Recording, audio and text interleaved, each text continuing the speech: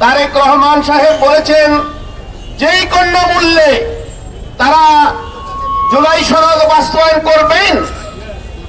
আর আজকে ক্ষমতায় যাওয়ার সাথে সাথে তারা ভারতের তাবেদার হয়ে ভারতের সাথে গোপনে মসলিকা করে জনগণকে ধোঁকা দিতে যাচ্ছেন।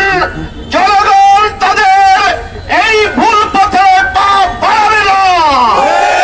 জুলাই সনদ বাস্তবায়ন গণভোটের রায় মেনে উচ্চ কক্ষ প্রতিনিধিত্বের মাধ্যমে রাষ্ট্রীয় সংস্কারে পার্লামেন্টের পক্ষে সংসদ গঠিত হওয়ার আগে বিএনপি সহ সকল বিরোধী দল সই করেছিল, অঙ্গীকার করেছিল।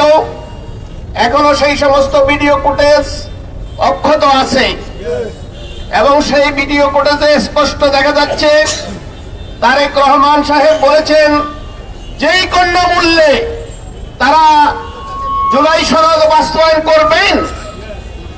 আর আজকে ক্ষমতায় যাওয়ার সাথে সাথে তারা ভারতের তাবেদার হয়ে ভারতের সাথে গোপনে মসলিকা করে জনগণকে ধোঁকা দিতে যাচ্ছেন।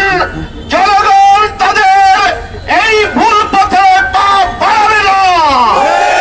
বাংলার মানুষ লড়তে যাবে। 47 সালে স্বাধীনতা আন্দোলনে আমরা লড়েছিলাম, শিয়ালকোটের যুদ্ধে আমরা লড়েছিলাম, 65 যুদ্ধে আমরা লড়েছিলাম, বাংলার ভাষা আন্দোলনে আমরা লড়েছিলাম, 69 গণঅভ্যুত্থানে আমরা লড়েছিলাম, 71 যুদ্ধে আমরা করেছিলাম, 24 গণঅভ্যুত্থান আমরা ঘটাইছিলাম। আর একটি গণঅভ্যুত্থান যদি পছন্দ করেন তাহলে জনগণকে মাঠে নামার সুযোগ করে দিবেন। আর তা হলে আপনারা আজকের পরেই আমাদেরকে রাজপথে নামার কোন সুযোগ না দিবে সরাসরি পার্লামেন্টে সংসদে দাবি মেনে নেবেন।